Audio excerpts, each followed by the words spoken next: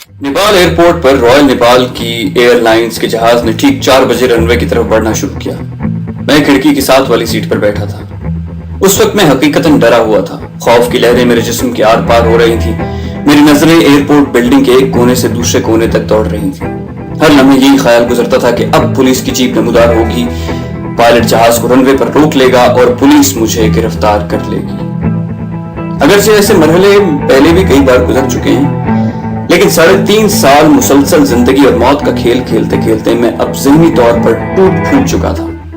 और अब तो बात यहां तक आन पहुंची थी कि एक तरफ आजादी, अपना वतन, अपना घर, और दूसरी तरफ 3rd डिग्री टॉर्चर के साथ अजियतनाक मौत, और इन दोनों के बीच महज चंद लम्हों का फासला। किस्मत ने जिंदगी की बाजी खेलते हुए मुझे हमेशा 3 इक्के दिए, लेकिन हर बार तो 3 इक्के नहीं मिलते, और अब तो ये आखिरी दाव था। अगर बाजी उल्टी पड़ी तो खौफ की लहर ने मुझे एक झटका दिया। मैंने आंखें बंद कर ली और सब कुछ उस कादिर मुतलक पर छोड़ दिया। इंसानी जिद्दोजहद की एक हद होती है और उसके बाद वो महज मजबूर, लाचार और तलबगार होता है खुदा की रजा का। मुझ पर एक गुनूदगी छा गई। अचानक ये होस्टेस की मधुर आवाज मुझे गुनूदगी से बाहर ले आई। सेफ्टी बेल्ट्स खोलने की इजाजत मिल चुकी थी। जहाज टेक ऑफ कर चुका था और उसी लम्हे मुझे भारतीय पुलिस की एक जीप रनवे पर दौड़ती हुई दिखाई दी, और मैंने खुदा का शुक्र अदा किया कि उसने चंद लम्हों के फासले से मुझे एक अजियतनाक मौत से बचा लिया। जहाज हिमालय की बर्फपोश चोटियों को नीचे छोड़ता हुआ बुलंद हो रहा था। माउंट एवरेस्ट की चोटी दाएं तरफ साफ दिखाई दे रही थी। जहाज के अक्सर मुसाफिर ये चोटी देखने के लिए जहाज की इस जानिब की खिड़कियों की तरफ आ चुके थे, लेकिन मेरा ज़हन जहाज की रफ्तार के साथ माजी की तरफ जा रहा था। 3.5 साल, 1180 दिन, और उन 1180 दिनों में बीते हुए अनगिनत वाकयात एक तेज रफ्तार फिल्म की तरह मेरे जहन के पर्दे पर से गुजर रहे थे। जहन ने माजी में छलांग लगाई और जहां आके रुका वो 16 दिसंबर 1971 का मनहूस दिन था। मैं एक डैम बनाने वाली कंपनी में असिस्टेंट पब्लिक रिलेशन ऑफिसर था। माकूल तनख्वाह थी, कंपनी ने बहुत सी सहूलतें दे रखी थी और जिंदगी निहायत सुकून से गुजर रही थी। और इन्हीं पुरसुकून दिनों में बीबीसी की ये खबर बिजली बनकर गिरी कि 16 दिसंबर 1971 को पाकिस्तानी अफवाज हथियार डालने का मुआहिदा कर चुकी है।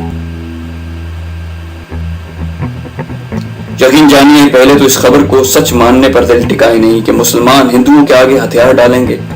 मोहम्मद बिन कासिम का चंद हजार जवानों के साथ राजा दाहिर को शिकस्त देना, महमूद गजनवी के 17 हमलों में जिनमें सवारों की तादाद कभी भी 10,000 से ज्यादा न थी, हिंदुस्तान भर के राजाओं को, लाखों की अफवाज को हर बार शिकस्त देना। मुसलमानों की तारीख में 1400 बरस की कामयाबियों के तसलसल के बाद यकलख्त ये नाकामी, और इतनी बड़ी नाकामी जिसने पाकिस्तान को 2 लख्त कर दिया, ज़मीन को काबिल कबूल न थी। 16 दिसंबर को सुकूत ढाका हुआ और 17 दिसंबर 1971 को मेरा बेटा कंपनी अस्पताल में पैदा हुआ। कंपनी का मैनेजर और मैं चूंकि एक ही दफ्तर में बैठते थे, इसलिए दिन में कई बार उससे मिलने का मौका मिलता। अगले दिन वो मेरे कमरे में आया और कहा कि क्या मैं तुम्हें लड़के के पैदा होने की मुबारकबाद दूं या पाकिस्तान के 2 टुकड़े होने और शिकस्त खाने का अफसोस करूं। मैंने जवाब दिया कि आप मुझे बच्चे की पैदाइश की मुबारकबाद दें, क्योंकि ये बच्चा एक नई सहर की उम्मीद लेकर आया है। कहने को तो मैं दिल को बहुत ढारस दे रहा था, लेकिन दिल था कि काबू में आ ही नहीं रहा था। बिलाखिर जनवरी 1972 के दूसरे अशरे में मैंने मुलाजिमत से इस्तीफा दे दिया। 1 माह का नोटिस पीरियड पूरा करके मैं अपनी फैमिली को आबाई गांव में छोड़कर रावलपिंडी आ गया और अफवाज पाकिस्तान के एक इंतहाई हसास इदारे में जाकर खुद को किसी भी खतरनाक काम करने के लिए वॉलंटियर कर दिया। मेरी तरबियत के लिए 6 माह की मुद्दत मुकर्रर की गई, जो मैंने 4 माह और चंद रोज में मुकम्मल कर ली। तरबियत का आखिरी हिस्सा पाकिस्तानी छावनियों से मतलूबा मालूमात हासिल करना थी, और यही मेरा इम्तिहान था, जिसमें मैंने न सिर्फ मतलूबा मालूमात हासिल की बल्कि उनके पास हसास खुफिया राज भी मालूम करके अपने उस्ताद को दिए। चुनाचे मुझे ग्रुप लीडर के तौर पर सेलेक्ट कर लिया गया। हम 5 अफराद की एक छोटी सी टीम थी जो अपने मिशन के लिए बिल्कुल तैयार थी। लाहौर में ऑफिस से हमें एक जीप में आंखों पर पट्टी बांध कर ले जाया गया। जब पट्टी खुली तो हम एक हॉल में मौजूद थे जहां बहुत सी कुर्सियां पड़ी हुई थी। वहां पर हमारे सीनियर्स मौजूद थे। सबने फर्दन फर्दन हम सबसे मुसाफा किया اور ٹریننگ کی کامیاب تکمیل پر مبارکباد دی اور کہا کہ آپ 5 افراد جس مشن پر جا رہے ہیں اس کی کامیاب تکمیل سے افواج پاکستان کو بہت مدد ملے گی، اس لیے روح کی گہرائیوں سے اپنے مشن کو پائے تکمیل تک پہنچانا، اور اس دوران اگر غداری کی زندگی اور شہادت میں سے کسی کو بھی چننا پڑے تو شہادت کو قبول کرنا، کیونکہ موت تو یقیناً ایک روزانی ہے۔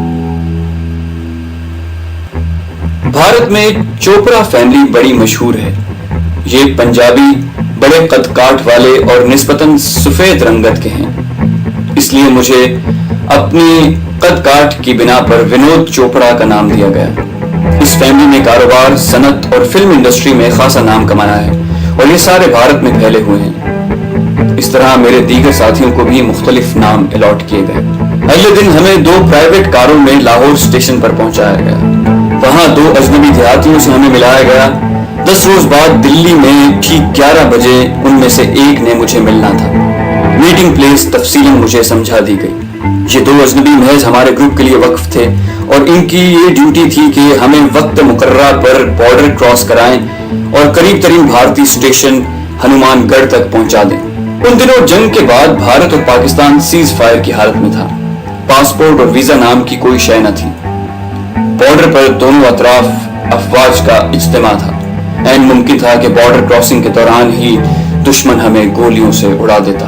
ہمیں بتایا گیا تھا کہ بھارت نے بارڈر کے قریب پاکستانی BRB نہر کی طرح ایک نہر بنائی ہوئی ہے جو خاصی گہری ہے۔ پاکستان کی طرف وہ ڈھلوان میں ہے جبکہ بھارت کی طرف وہ بالکل سیدھی ہے۔ ہمیں وہ نہر کھڑے ہو کر بغیر آواز پیدا کیے تیر کر عبور کرنی تھی۔ اس کی ٹریننگ بھی ہمیں خوب اچھی طرح دی گئی تھی۔ ہنومان گڑھ اسٹیشن بارڈر سے 8 میل کے فاصلے پر تھا۔ راستے میں 2-3 گاؤں پڑتے تھے۔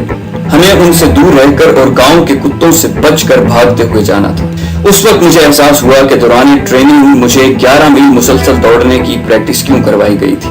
اسٹیشن کے قریب پہنچ کر ہمیں لباس تبدیل کرنے کی ہدایت کی گئی اور دونوں اجنبی گائیڈز کو فوراً واپس بھیج دیا گیا۔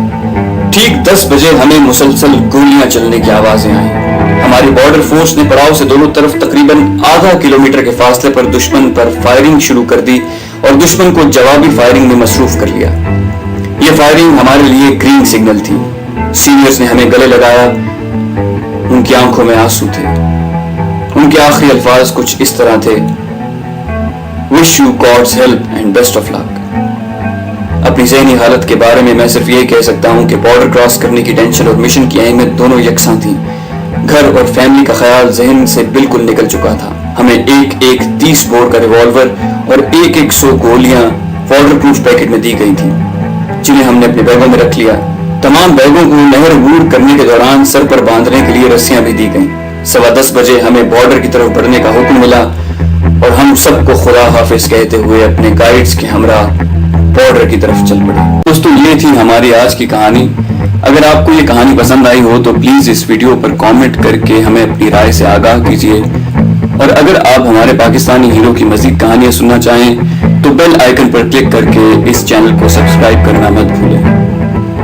آج کے لیے اتنا ہی۔ Take care. اللہ حافظ۔